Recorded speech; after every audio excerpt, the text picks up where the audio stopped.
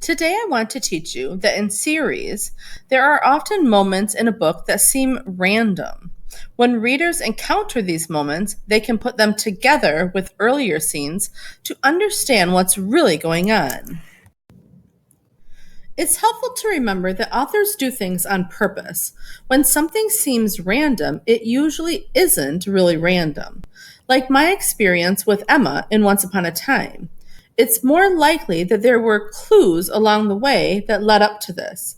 Usually, if we think about the question, how is this moment related to earlier moments, it can yield some fascinating thinking because it lets us put together scenes from across different books that we might not have put together before.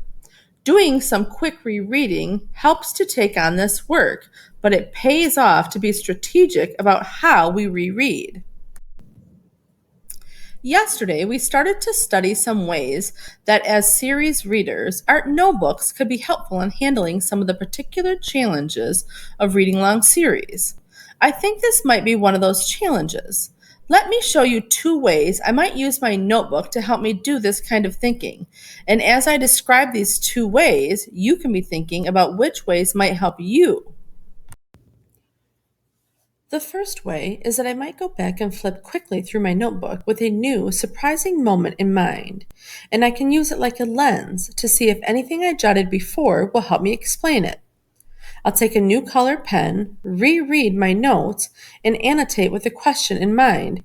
How does this moment fit? I'm going to pause for just a second, and I want you to think how this method of using your notebook could be helpful.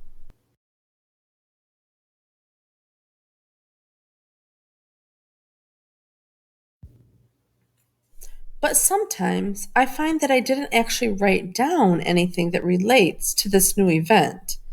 Maybe at the time it didn't seem all that important.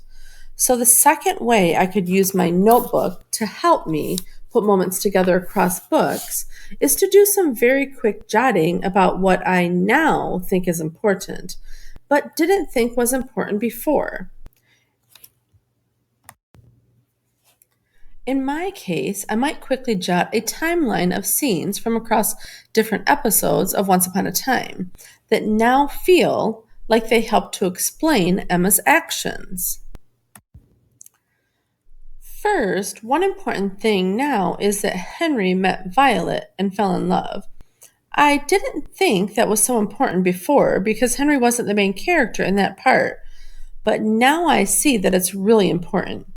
And even before that, Emma took on the role of villain on purpose to try to save everyone. She sacrificed for the group.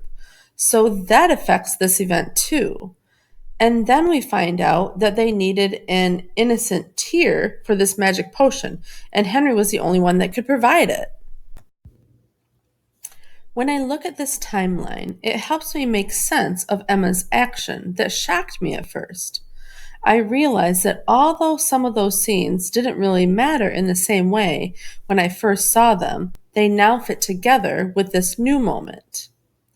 Readers, take another moment to think, how could the second method help you in your reading?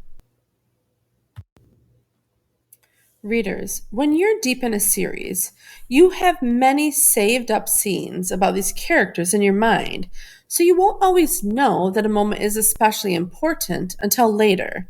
When a seemingly random event happens, it often pays off to go back and reread, but you can't reread everything. Your notebook can be a tool to help you remember or figure out scenes that matter, and you can use it by rereading or annotating, or if you didn't write anything earlier that is useful now, by creating some new quick jots that are all about putting scenes together across many pages. Now it's your turn, readers. Go back to the lesson platform for the next activity.